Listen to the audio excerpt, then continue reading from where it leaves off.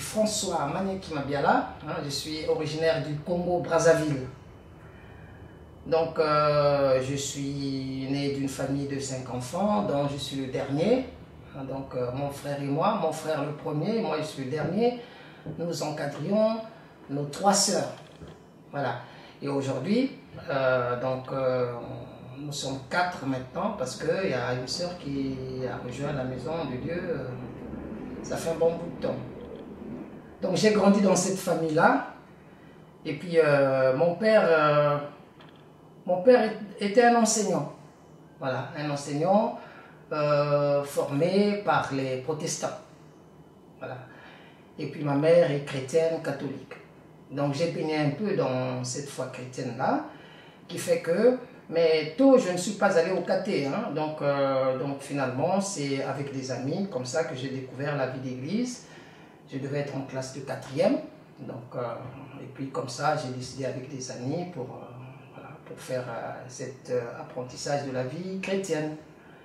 Et puis bon, comme tout jeune, de cet âge-là, je suis devenu à l'époque, nous on nous appelait des enfants de chœur, voilà, donc des servants de messe. Et c'est là que petit à petit, j'ai commencé à découvrir la vie de l'église, la foi chrétienne.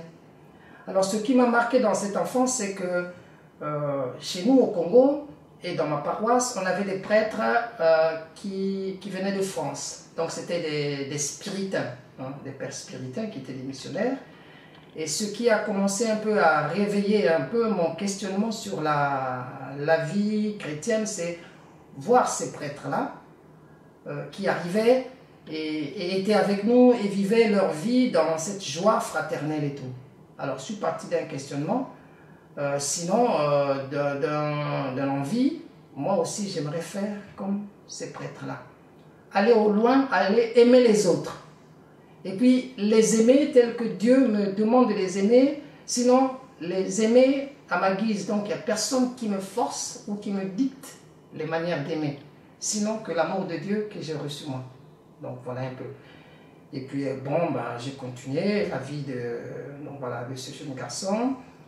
J'ai fait des études, primaire, et puis au collège, et puis voilà. Donc après mon brevet, je suis allé au séminaire. Donc le moyen séminaire de la seconde en terminale. Donc c'est comme ça que j'ai commencé un peu à exprimer mon envie de découvrir la vie d'église. Donc après mon brevet, finalement, au lieu d'aller au grand séminaire, j'ai choisi d'aller à l'université. Parce que j'étais aussi passionné des études. Voilà. Je me suis dit, je vais plutôt aller à l'université, avoir un bagage, et puis à ce moment-là, voir comment plus tard je pourrais être au service de l'église ou de tout le monde, mais en vivant ma foi chrétienne. Et puis, cette question-là me portait toujours dans la tête de dire, comment faire pour vivre comme ces missionnaires-là. Voilà. Mais à l'époque, j'étais passionné par les études, donc c'est plutôt mes études qui ont primé avant. Donc je suis allé à l'université où j'ai fait des études de géographie. Après les études de géographie, j'ai fait des études de philosophie. Et puis petit à petit, on m'a posé la question, mais alors cette foi-là, donc je continuais toujours à vivre cette foi, mais j'ai croisé sur mon chemin aussi un prêtre qui m'avait dit, François, tu sais, la vie chrétienne en devenant prêtre n'est pas une course de vitesse. Voilà. Parce que, je voyais mes amis, les confrères qui étaient avec moi, donc au moyen séminaire, après qui sont partis directement au grand séminaire, donc beaucoup se posaient des questions sur le choix que j'avais fait d'aller d'abord à l'université. Alors, et puis comme ça, dans la masse chrétienne, comme on dit, les autres vous jugent. Ils vous disent, voilà, tu as fait le séminaire, et puis pourquoi tu n'as pas continué? Est-ce que, voilà, pourquoi tu as abandonné Dieu? Mais non, je n'avais pas abandonné, mais j'étais dans mes propres questionnements de la vie. Et ce prêtre-là, qui déjà lui, c'est lui qui avait signé mon dossier pour m'envoyer au moyen séminaire, et quand je suis sorti, c'est encore lui qui m'a dit, tu sais, si Dieu a envie de toi un jour, il te rattrapera. Donc vis ta vie d'universitaire, et puis bon, ben, tu sais, c'est pas une course de vitesse, cette vie-là. Donc je suis allé à l'université. Donc je disais, après ces études de géographie, j'ai fait des études de philosophie jusqu'en licence. Et puis, alors, il s'est avéré que j'avais une sœur ici en France. Donc il m'a dit, mais si tu veux continuer tes études universitaires, c'est pas la peine de faire le choix comme tu es en train de faire d'aller en Égypte pour étudier l'égyptologie. Pourquoi tu ne viendrais pas en France? Alors c'est à ce moment-là que, me posant aussi d'autres questions par rapport à cet avenir-là, donc on s'est entendu et je suis venu rejoindre ma sœur ici en France. Donc je suis arrivé en France en 95, donc il y a 20 ans maintenant. Donc j'ai continué ces études de philosophie, où j'ai refait une licence de philosophie, j'ai fait une maîtrise, et puis j'ai fait un DEA, à l'époque, ce qu'on appelle aujourd'hui Master 2. Voilà.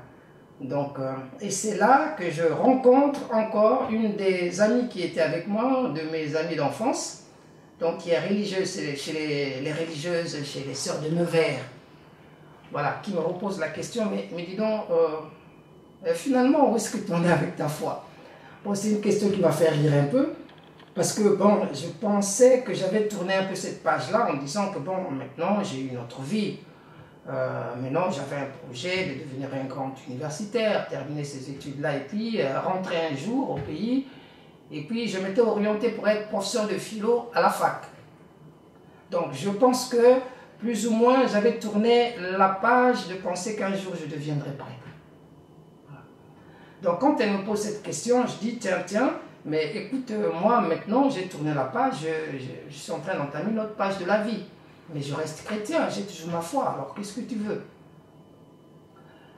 Finalement, elle a insisté, après elle me dit, bon ben écoute, tu fais comme tu veux, mais seulement, alors repense un peu à ta foi. Et un jour comme ça, hein, quelques mois après, voilà, je lui ai téléphoné et puis j'ai commencé à lui dire j'aimerais bien trouver un lieu pour aller faire une retraite pour re-questionner la vie. Voilà. Donc c'est un peu par ce biais-là que finalement elle m'a donné l'adresse des communautés religieuses. Donc où je pouvais aller réfléchir sur ma question de, voilà, de vie, sur la spiritualité et tout. Et puis il s'avère que j'étais en même temps en train de faire d'écrire mon mémoire de maîtrise sur la question de la mort chez Martin Heidegger. Et dans ma réflexion, je voulais voir un peu qu'est-ce que la foi chrétienne donnait comme ouverture sur la réflexion sur cette question de la mort. Et c'est à ce moment-là aussi j'ai rencontré donc un prêtre qui appartenait à la congrégation actuelle, puisque finalement je suis devenu religieux, les missionnaires Oblat de Marie Immaculée. C'est une congrégation qui a été fondée ici en France par un prêtre français, Eugène de Masneau, qui a été canonisé saint en 1995 et qui a fondé cette congrégation pour aller évangéliser au nord du Canada les Inuits. Donc les anciens en France ici connaissent bien cette congrégation-là qui est partie au nord vers les Inuits là-bas pour vivre l'évangile. Donc j'ai rencontré ce prêtre-là et puis je peux dire que c'est quelqu'un qui m'a accompagné spirituellement et puis je lui posais beaucoup de questions aussi concernant les recherches que je faisais. Et puis un jour, comme ça, je lui ai dit, mais alors qu'est-ce qu'il faut faire pour rentrer dans votre congrégation? Alors il me dit, mais si tu te poses une question comme ça, il suffit seulement que tu prennes du temps et je te donne une adresse là où nous avons une maison de formation où tu peux essayer de vivre ce questionnement. Donc voilà comment j'ai commencé un peu à me reposer la question de la foi, de la vie chrétienne et puis surtout de cet engagement à la vie religieuse. Donc je suis rentré chez les religieux finalement. Et puis je suis devenu religieux et puis j'ai demandé à devenir prêtre et donc j'ai fait tout ce parcours là jusqu'en 2005 où je suis devenu prêtre religieux. Voilà, donc c'est comme ça un peu que je peux dire que j'ai avancé vers la vie religieuse et devenir prêtre.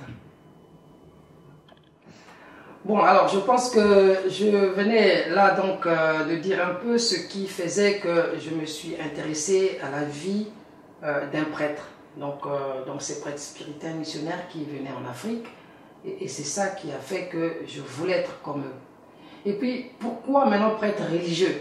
Alors, ce qui a fait que je puisse m'engager dans ma congrégation religieuse, c'est ce que je vais essayer de vous dire, qui m'a pris là dans les constitutions de cette congrégation. C'est l'appel de Jésus-Christ perçu en Église à travers les besoins de salut des hommes qui réunit les missionnaires Oblats de Marie Immaculée. Il les invite à le suivre et à prendre part à sa mission par la parole et par l'action. Donc c'est un peu cette passion-là, donc suivre Jésus-Christ et puis et surtout le suivre dans le monde, vivre avec le monde, avec tous ceux qui ont besoin de partager cette fraternité en Église. Je pense que c'est ça qui m'a beaucoup passionné et puis surtout suivre le Christ. Voilà. Et c'est ce qui a fait que je puisse devenir plutôt prêtre religieux. Et aujourd'hui, je suis en responsabilité dans la paroisse. Donc, qui on pourrait dire, pourquoi je ressemble à un prêtre diocésain, par exemple.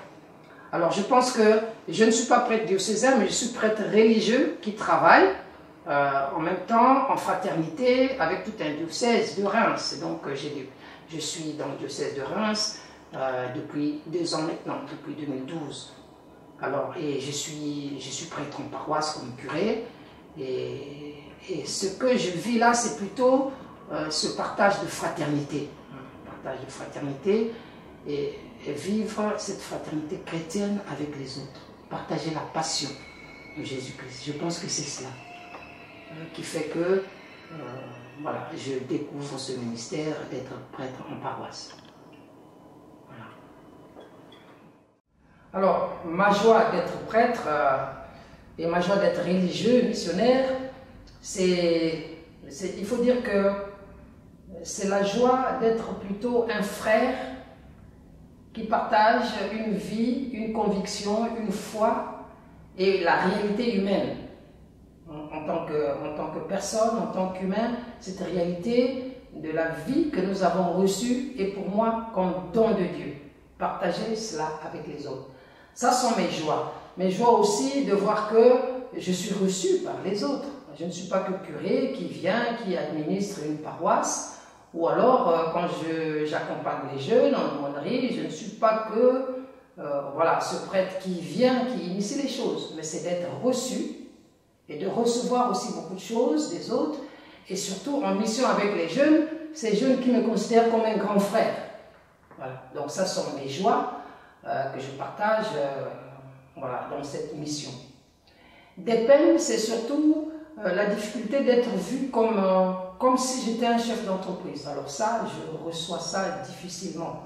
Parce que c'est comme si j'étais un spécialiste de la vie, de fraternité, pour dire, voilà, je viens vous montrer ce que c'est qu'une fraternité, ou voilà, je viens vous dire comment on vit la vie d'amour en Jésus-Christ. C'est ça la difficulté. On a l'impression que, voilà, on est toujours là, cadré dans cette image où le prêtre serait celui qui absolument nous apprend tout de Dieu. Ça, c'est la difficulté. Alors, quand j'arrive, parfois, donc on attend que je donne des ordres. Non. Et je viens pour partager une vie. Et donc, quand on vit cette vie dans une paroisse, dans une aumônerie, dans un partage avec les autres, c'est la joie d'être un frère parmi les frères. Et ce frère-là, bien sûr, a reçu la mission, la responsabilité d'orienter, sinon de discerner avec les autres et d'aider à prendre des décisions pour conduire une communauté chrétienne, pour conduire une paroisse. Voilà, donc voilà un peu la difficulté que j'ai moi. Et puis il y a aussi, parfois il faut gérer. Il faut gérer. Gérer les conflits, gérer toutes les ressources humaines qui finalement forment cette communauté-là, eh ben, dans ces ressources humaines-là, dans toutes ces capacités, il faut parfois gérer les distensions, gérer des conflits qui peuvent arriver, mais voilà, tous les jours, ça n'arrive pas tous les jours, non, ça n'arrive pas, mais il y a des moments où on peut avoir la difficulté de gérer tout cela. En tout cas, je m'oriente beaucoup plus sur les joies. Et c'est ça qui fait mon espérance, c'est ça qui fait que je vive bien l'accueil que je reçois.